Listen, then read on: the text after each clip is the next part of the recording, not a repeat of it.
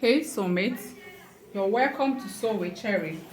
I want to take us on how to draft, cut and sew the crop top or crop shirt you're seeing on my screen. Her largest horizontal measurement is bust. So her bust is 35 divided by 4 is 8.75. I approximated it to 9 inches. So 9 inches plus 2 inches gives me what? 11 inches. I still went ahead to add extra half-inch ease allowance to it. And this is it. I have 11.5 inches. And this is actually 2 folds of fabric. Yeah? Because it does not have zipper allowance. That is why I'm cutting the two of them at once. And our culture is that we usually go down by half inch. I'm going to roll out the half inch. I'm going to take a length of half length. Her half length is 16 inches and I'm folding it by 2 inches. I'm going to be hemming by 2 inches. So I added 2 inches, so you're making it 18 inches. I'm going to go ahead and impute her shoulder and armhole length. Her shoulder length is 15 inches. 15 divided by 2 is 7.5 inches. 7.5 inches plus half inch sewing allowance gives me what? 8 inches. 8 inches, measure 8 inches.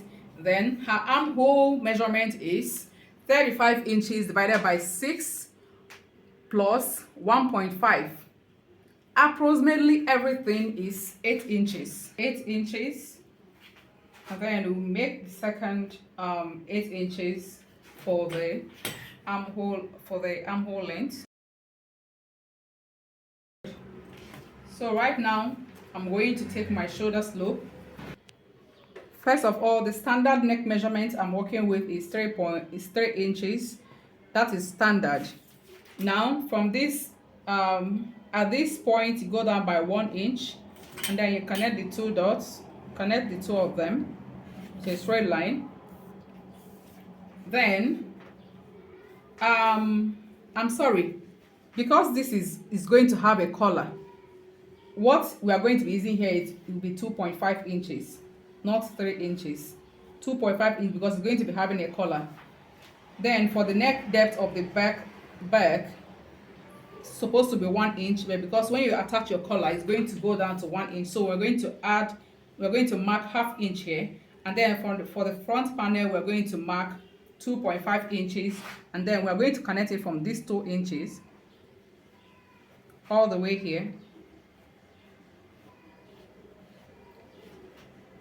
down to this part. So right now we're going to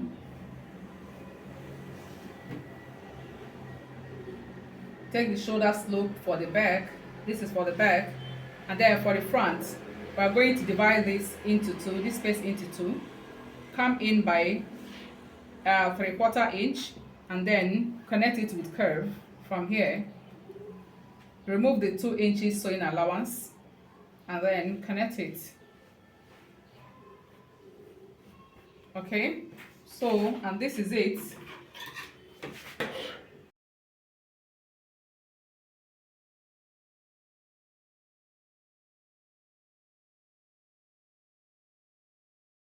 So this is it for the cutting of the bodies. So for the sewing part of this tutorial, for the placket, I'm going to be cutting 12 inches length of 3 inches width. I'm going to be cutting 2 of it. I'm going to iron gum stay on both of them. So what we're going to do next is that fold in half inch, and then I use my hemming gum to have it in place. Then I fold it, come and meet here, fold it to meet at end of half inch again. Can you say that? At this point, after ironing it very well, you can boldly see the line we can sew on. Let me come close. Can you see the line that you have to sew on? After treating the placket, you bring the front panel and put it on fold and iron it so that it can create a crisp here. You can create a line for you to start sewing from. Okay, so right now I'm going to open it up, and then looking at the picture on the screen, you can see that the placket ended at nipple point. Can as well go ahead and extend yours a little bit. So but then I'm going to leave it exactly at the nipple point, and her nipple length is 10 inches. 11 inches. I'm going to mark it 11 inches. So that means that I am joining my placket from here to here. And I'm going to go ahead and mark ½ inch from this line outward, ½ inch this side as well.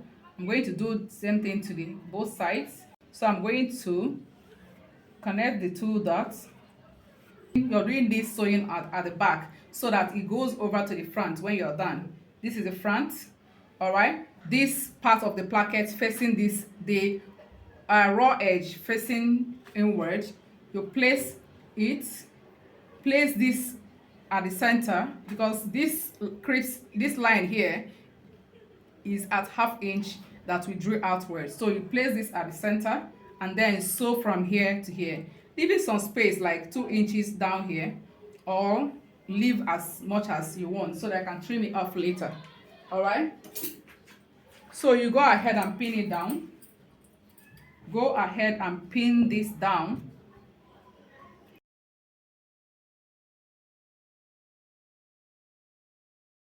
Over to the sewing machine. This is the point at where this is where it's going to end.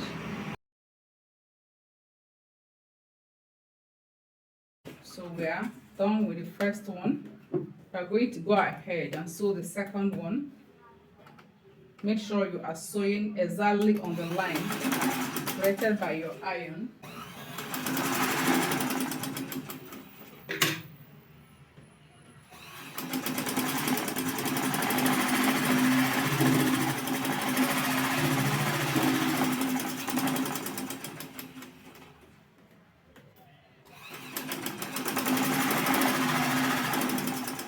Secure. Turn it over like this, and then from the center we slash it open, and then we notch towards this end, and then do the same notching toward the stitch here.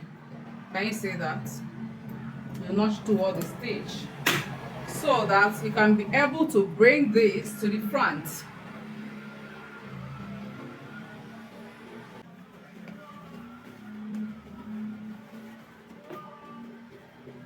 So you bring it toward the front.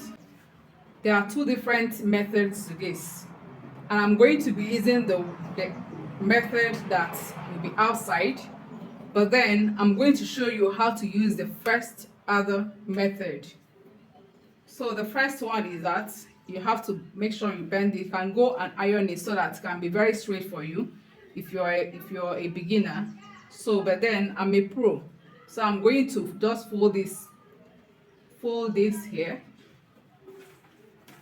and then go ahead and run my stitch on it to hold it down. Run it all the way to that place that the first stitching ended. Use your chalk and mark it out so that you do not pass that place. I'm done with the first one. I'll do what I did to this one as well. So I'm done with this. Let me show you one method. First method, you can close this up. You can decide to put this part inside. You can decide to put it inside. Find the one that you're going to be overlapping. A female button hole is made on the right hand side. You can see that my notching. If you're having difficulty here, please just go ahead and do another notching so that you can relax. So it has relaxed now. Any part that is giving you small issues, just do a tiny little bit notching so that it can relax. So right now, the first method to close this is when you put the two of them inside, you fold this part. First of all, you fold this notching, fold it inward first, and then you put this one, and then you put the one that you're going to be using. Find the right hand side of and use it to overlap it.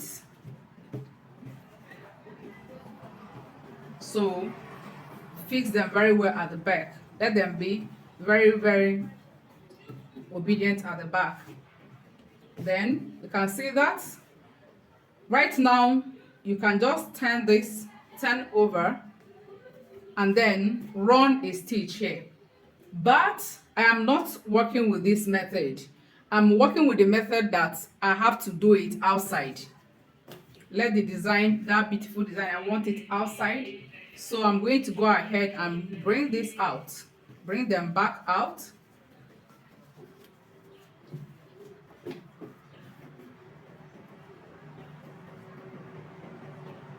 So the one I'm using to overlap is the right, which is this one. So this one is going inside and this one is going out, it's coming outside to overlap it. And then what I'm going to do right now is that I am going to reduce this.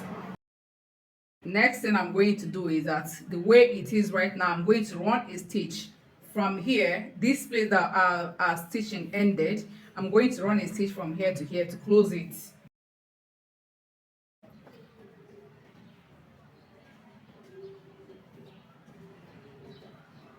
Make sure that nothing is sticking out.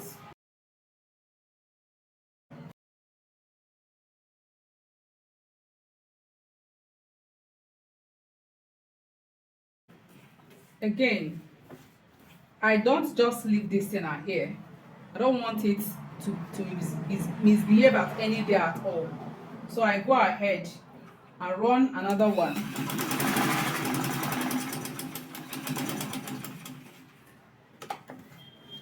I'm going to kind of have two.